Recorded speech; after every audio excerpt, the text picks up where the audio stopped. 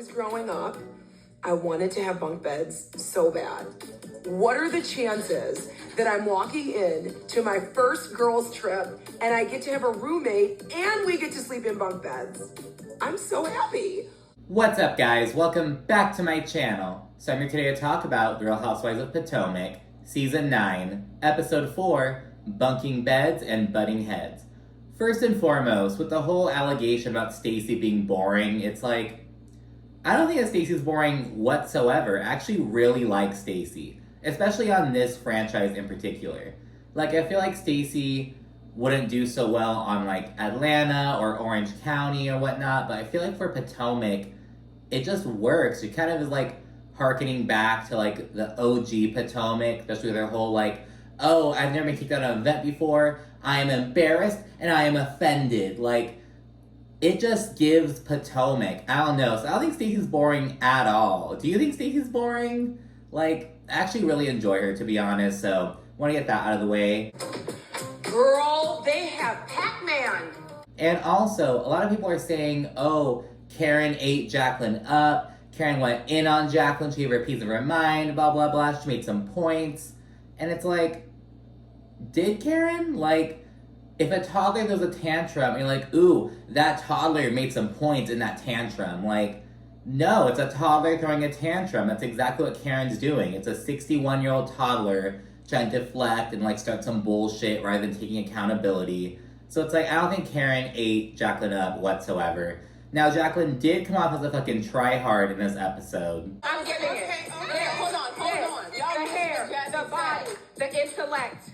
But even with that being said, I don't think that Karen was, like, justified or, like, that she made points against Jacqueline. She was just lashing out, thrashing about, as always, and it's like, okay, girl, whatever. But anyways, the episode picks up with Mia and Karen in the car. Mia's disappointed that Karen won't just admit that she fucked up. She's like, hey, girl, just say that you did it. She's like, hey, I fucked up, had a lapse in judgment, it is what it is, and I need my friend's support. But Karen says that she can't discuss it just yet. And from a legal perspective, that makes sense, you know what I mean? Like, she hasn't had the judgment cast down on her yet, so she's not trying to own up to it. She isn't really taking the Shannon Beador route, because, like, that's a different situation. Shannon was caught on Ring camera footage, whereas Karen, it's like, no, I wasn't drinking and driving. Nope, I didn't fuck up. I didn't make a lapse in judgment, and I don't know. I'm just like, okay, Karen, I get it, but I also agree with Mia. It's like, girl, just fucking own your shit. Like, you can't act like you're some fucking straightforward-ass person when you can't own your bullshit. So I get it from, like, the friend, the person perspective. It's like, girl, just admit it. But from a legal perspective, from, like, the lawyer side, you know, like, that Karen's hearing, it's like, okay, I get it. You can't, like, admit to it, so there's that. And Karen also says that she's upset with Jacqueline for lying and claiming that she was drunk, what she called her. But the thing is, Jacqueline didn't bring this to the group. Mia's the one who brought it to the group. At the Hatitude party, Mia blurted this out, and Jacqueline was like, Mia? So Jacqueline isn't the one who brought it. Mia is, but she kind of threw Jacqueline under the bus to an extent, because now Karen is pissed with Jacqueline, even though it's kind of on Mia, but there's that. We then see Kiarna chatting with Ashley and Jazzy in their car, and we learn that in addition to Kiarna's med spa, which she notes is like on autopilot right now, it's kind of running itself, she's also helping out Greg with his business. He has like a mental health kind of initiative, and so she's like in a communications role. She's going out to various school sites and like telling about what services they offer, stuff like that. And with the whole thing about Kiarna living with Greg before she's engaged to him, I get that. I think that's totally fine. I think that's the way it kind of should be. Like, you don't know someone until you're like living with them, you know what I mean? But I think that there should be like the pathway to getting engaged. I think they are. But I think it's weirder for her to be, like, working with him, working for him, without that, like, commitment. You know what I mean? So I feel like that's weirder than her, like, living with him. And in the third car, Wendy encourages Giselle to chat it out with Karen on that day. Because it's the day before Wendy's actual birthday. Wendy's on some, like, this trip is about me. It's all about me. I want to be good vibes for my birthday, even though me is the one hosting the trip. So yeah, she wants them to work it out and to not bring any drama to her actual birthday festivities. And then she tells Jacqueline, who's in the back seat, that she's sensing some unspoken tension between her and Jazzy. And she shares on the plane ride over there, she overheard Jazzy say something along the lines of Jacqueline being Mia's sidekick. And Jacqueline's like, oh, did she now? Well, I'm not worried about Jazzy, because there's no competition between me and her. None. As I said earlier, Jacqueline tries really hard to have a moment in this episode, but just fucking falls flat. And right before rolling up to Lake Norman, Mia tells Karen that she and some of the other ladies just find Stacy to be boring. And I'm like, Mia, she's not boring. Like, shut up with that. Like, I actually really enjoy Stacy. Like, she's a little quirky and, like, joyful, but I really like her so far. And Mia explains that she just can't vibe with her persona. And it's like, okay, Mia, you of all people shouldn't be talking about personas and shit. Like, okay, whatever. And once the women all settle in and whatnot, they toast to it being Wendy's last day of her 30s and everything, because again, the show is all about Wendy and whatnot. And this prompts Karen to reflect and bemoan her own birthday celebrations with this group, because she's like, they just always go to hell in a handbasket. We see some clips of this basically being true. Like, there's always some bullshit going on. That's kind of every housewives get together, every housewives trip. Someone's always fighting with someone else, but Karen's like, well, Wendy, I hope you have a better birthday than I've had, because damn. Karen's also bitching and moaning over having to share a bathroom with Giselle. They have like their own sinks, but they share a shower and toilet area. And she's like, oh my gosh, I can't share a toilet with Giselle. Ew, gross, oh my gosh. And Giselle makes a comment like, okay, I have to go pee. And Karen's like, do you have to say it like that? We're sharing a bathroom. You have to pee like a horse? And she's like, I don't pee, I urinate. And it's like, that feels even weirder to say than like, just say you're taking a piss, say you're going pee, but like, I urinate. It's like, Karen, shut up. Like, oh my gosh. And Jacqueline's kind of salty because Ashley winds up getting a really nice room. And Jazzy's like, don't worry about it. You're gonna wind up sleeping with Mia anyways. And she keeps making these comments about Jacqueline, like, having to sleep with Mia. And this winds up actually being true. And ladies are kind of weird about this, like, oh, you're sharing a bed again, blah, blah, blah. But the thing is, like, on Roni, all the ladies shared a bed with someone because they were all friends. Ultimate Girls Trip, we saw Tamara and Vicky sharing a bed because they're friends. Like, Mia and Jacqueline are friends. Like, who cares? Though Mia's explanation for why she's sharing a room with Jacqueline is just super funny. It's important to have Jacqueline in the room with me because she's the baby. She has to nurse at night, and I gotta make sure that she's good and fed for the morning. And Wendy makes a comment like, oh, Jacqueline, you can't be doing shit like this and then get upset when you're called a sidekick. But the thing is, Jacqueline isn't choosing to share a room with Mia. Like, Mia's choosing to share a room with Jacqueline. Like, this isn't Jacqueline's doing. Like, oh my gosh, leave her alone. Anyways, we see that Kiarna and Stacy are sharing this room that has like 3 different sets of bunk beds. They're gonna be sharing that. And Wendy's room is all decked out and decorated for her birthday. So Wendy is thrilled about it. She notes that although she and Mia have had issues in the past, they seem to be really working on themselves and just really getting to a better place, so good for them. Stacy then rolls in, because remember, she didn't fly with the other ladies. She doesn't fly during the month of May because her uncle passed away in an aviation accident in that month. So she rolls in a bit later, and we learned this is actually her first ever girls trip, so good for her. And once they sit down for lunch, Giselle immediately mentions the situation between Jacqueline and Jazzy. And Jazzy denies calling Jacqueline Mia's sidekick. But the way she does it is kind of shady. She's like, oh, I never said that. Ladies are listening way too hard. I don't know, but you kind of like implied it. Like, okay, like Jazzy's kind of have a little of an edge to her, you know what I mean? And yeah, Jacqueline notes that she feels attacked, and she says that the other lady suggests that she lives in Mia's shadow. So because of that, Jacqueline's kind of hypersensitive about it. But as Wendy mentioned earlier, it's like, well, Jacqueline, you kind of move in that way. Like, it kind of is what it is. Like, it's basically a fact at this point. You know what I mean? And Jacqueline says that she gives a full-bodied experience, just having a whole little moment, but again, it just falls flat. And Jazzy, like, immediately shits on her. I am giving the full-bodied everything, honey. Where? The steak and lobster. Where are you giving that? Honey, don't you want me to stand up and show you how I'm giving it? Hold on, I'm giving it. Yeah, hold on. The hair, the body, the intellect, the finesse. I'm giving it. The neck up? For sure. I'm giving it. The neck up for sure. And we then learn that the comment that Jazzy made to Mia was, oh, you're gonna have such a great time because you have a brand new sidekick, aka her, Jazzy. And it's like, okay, so you didn't say that Jacqueline is her sidekick, but you're basically saying, yeah, Jacqueline's your sidekick, but I'm a better sidekick now. In a confessional, Giselle's like, oh, girl, like, where's your self-esteem? You're calling yourself a sidekick? Like, girl, whatever. And Jacqueline calls Jazzy a pick-me.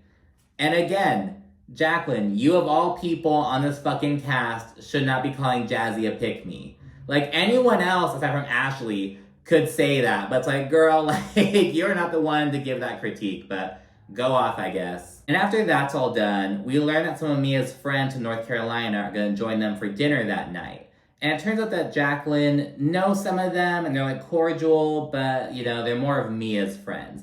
Though I feel like there's some underlying tension there, but, you know, we only learn what that's about yet. And this prompts Stacy to remark, oh my gosh, Jacqueline, you have so much beef with so many people, like, what the hell? And this brings Karen to confront Jacqueline. And Karen outright says that she doesn't think that Jacqueline is a friend. And Giselle tries taking up for Jacqueline. She's like, now Karen, Jacqueline didn't make her comment maliciously. It was kind of like in passing, kind of like matter-of-factly. But Karen shuts that shit down, and she calls Jacqueline a liar and a backstabber. In her confessional, Giselle says that Karen is just being a mean girl. Do I have to keep saying it? Like, what? Like, you of all people should not be, like, making these allegations. Like, anyone else can say this shit, but Giselle calling someone else a mean girl, like, that is just rich. And of course, Karen's deflecting as her, like, go-to move. And Karen makes Jacqueline wind up crying because of her whole antics and shit. She isn't doing anything too crazy. Again, Karen didn't eat Jacqueline up. She didn't, like, go in on Jacqueline super crazy. She was just kind of being a fucking brat and throwing a tantrum. But she makes Jacqueline wind up crying, and Karen's like, I don't give a fuck. Cry till the cows come home. I don't care. Just being really calloused and whatnot. In her confessional, Karen says, oh, they live to try to make the Grand Dame sweat, but it's not going to happen. You're not going to see me crumble. We're kind of seeing you crumble with these bullshit, deflecting-ass arguments. Like, Karen's trying to, like, keep herself composed and, like, come off like she was big, bad bitch, but it's like, no, you're scared, you know what's gonna happen, and it's like, we can see it in how you're reacting to the situation. We see it in your deflections. Like, you aren't holding it down, you're looking kind of pitiful, to be honest. Because like Mia said, you aren't taking accountability, you aren't saying, yeah, I fucked up, we know you got DUI before this, and it's like, you're trying to, like, maintain your Grand Dame composure and shit, and it's like, it's a facade. Like, girl, get it through your fucking head. The ladies then segue to getting ready, and Stacy is thrilled to be sleeping in a bunk bed. Like, she is over the moon about it, and I think it's fucking hilarious. Oh my gosh, bunk beds. Yes. Are those for me? Yes. Those are. Yay! I've always wanted to be in a bunk bed. Oh my God! Oh my gosh, I love it. We then see Jazzy backtracking on her comment towards Jacqueline. She's like, when I said from the neck up, I wasn't saying anything about your body. I was trying to say that you have a beautiful face. I wasn't even thinking. And it's like, Jazzy, you are smarter than that, girl. Like, just own it. You tried saying a shitty comment. You tried attacking her body. And now you're like, oh, I didn't mean it that way. What other way is there to interpret that? Like, Jazzy, come on now. Like, girl. We then see Stacy chatting with Karen. And after some chit-chat, she notes that she's kind of grappling and struggling with the fact that she's gonna have to tell Arabella about her and her husband getting divorced. She's like, I can't keep hiding this from my daughter. As we keep approaching mediation, it's becoming more and more clear that I have to tell her. And yeah, you do. Your daughter's 8 years old. She deserves to know that her parents aren't together right now, but she's really struggling with that. And after giving Stacy some advice, Karen then tells her that the ladies think that she's a bit boring. But she wants Stacy to, like, really be herself and to show them the fun side of herself, essentially. And it's like, Karen, why are you telling this to Stacy? Like, okay. And Karen's refusing to, like, say that, like, Mia's the one who told her. She's like, it's a general consensus. No, it's Mia, and sure, Mia's claiming it's a consensus, but, like, who knows if that's fucking true? But, you know, it's like, Stacy's new to the group. We'll give her a chance to, like, you know, acclimate and to, like, for them to, like, acclimate to her, you know what I mean? But anyways, Stacy then notes, I am far from boring. I bring positivity and light. I'm out of this world, and they just aren't used to that shit. She notes that she uses her power to bring people together and not to divide. Ladies aren't used to, blah, blah, blah. But yeah, she pretty much takes it well. And again, I said it before, I'll say it again. I do not think that Stacy was boring at all. I actually really enjoy her. She's like my favorite of the 3 newbies. Like, I'm enjoying Stacy. But yeah, we then see them all get into the boat on Lake Norman. And while there, we learn that Kiarna and Stacy, who are sharing the bunk beds, they really hit it off. They're really close now, like all of a sudden and whatnot. And then chit-chat about Stacy's altercation with Deborah last year. Well, actually, Stacy asks, you know, how things are between Kiarna and Ashley. Because remember, Deborah was Ashley's friend. And Kiarna notes that, you know, Ashley apologized to her at the reunion, but she didn't really accept it. She wasn't in a space to accept it at that point. And she also notes that the city of DC pressed charges on Deborah because, you know, it was assault with a deadly weapon. And Kiarna pressed her own charges on her as well, and was waiting for a court date. There's then some chit-chat about Mia's situation with Gordon and Ink. Apparently on Mother's Day, she posted a photo of her, Gordon, their children, and Ink. And, like, they'll spend some holidays together, all that kind of jazz. And, like, sometimes Gordon is cool with the idea of them all being under the same roof, and other times he's just not with it. They kind of chit-chat about that. They also note that he's working on his manic episodes, things of that nature. And Kiarna then asks Stacy about her relationship. Okay, at this point, it's like the newbies are at one end of the boat and everyone else on the other end of the boat. So on the little newbie end, Kiarna asks Stacy about her relationship. And while responding, Stacy mentions how she disliked how Ashley shared the news with the entire group. And Ashley overhears this and she's like, Stacy, you have to stop saying that. I just said that he was your friend. I didn't say you're getting up under a new man. I didn't say that. Stop saying that I said that.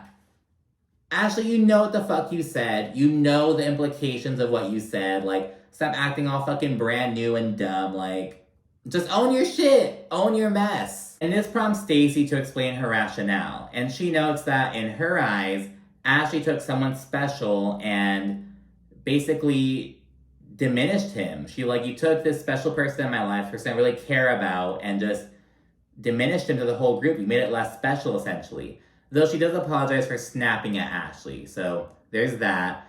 And Karen then mentions the whole thing about Stacy allegedly being boring. And Stacy's like, yeah, who said that? Which one of you bitches said that about me? And Mia admits it was her. Actually, I think it was Wendy who says it was Mia. I'm like, well, damn, maybe it was a group consensus. Like, I thought it was just Mia telling Karen that she thought Stacy was boring. But the other ladies know this was said. It's like, well, damn, maybe it is a group consensus.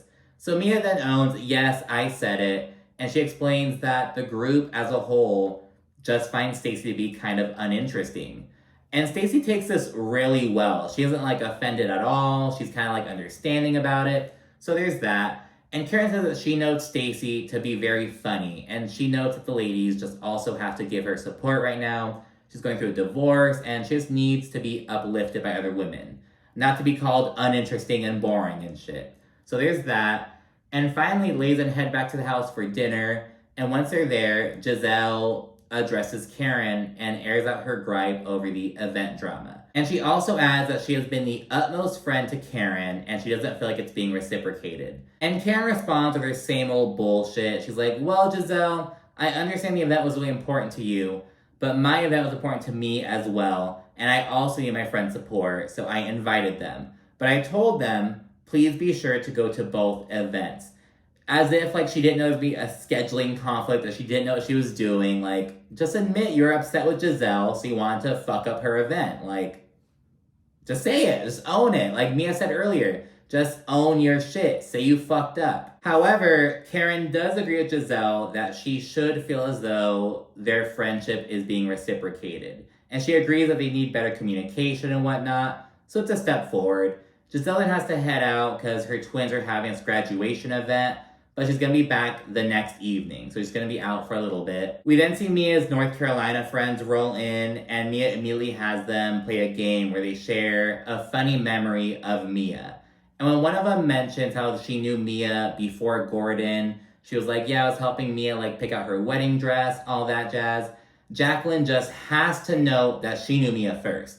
Well, I knew Mia back in her Honda Civic days, back in high school, like blah, blah, blah. And it's like, Jacqueline, like, yes, we get it. You and Mia go way back, like, but you don't need to try like one-upping them. It's like, girl, just chill. Like, Jacqueline's trying so hard to have a moment in this episode, and it's just so laughable. And the episode then ends with Mia noting that after going out with her and one of her friends, Karen left and butt dialed Mia. And during this butt dial, Karen was with someone else, and she was heard saying, those girls think I'm with Ray. And that's where the episode ends. And we learn in the next episode that Mia's sharing this because Karen went after Jacqueline. So now Mia's like, girl, you're gonna do that? I'm gonna come after you. And I'm only bringing it up. Wait, did you hear a man's voice because with you her? came from my girl. So yeah, that's what happens. Karen's gonna explain it away like, oh, I must have been talking to my driver. Yeah, that's it. I was talking to my driver. Yeah, it's nothing too serious. Because again, she's so obsessed with upholding this grand Dom of Potomac-ass persona. That's what it is. It's a persona. It's a facade. We've eaten it up for years, but it's starting to crumble. For real, for real. But yeah, that's it for this episode. Be sure to like, comment, subscribe, and of course, stay tuned for more. Thanks again. Bye.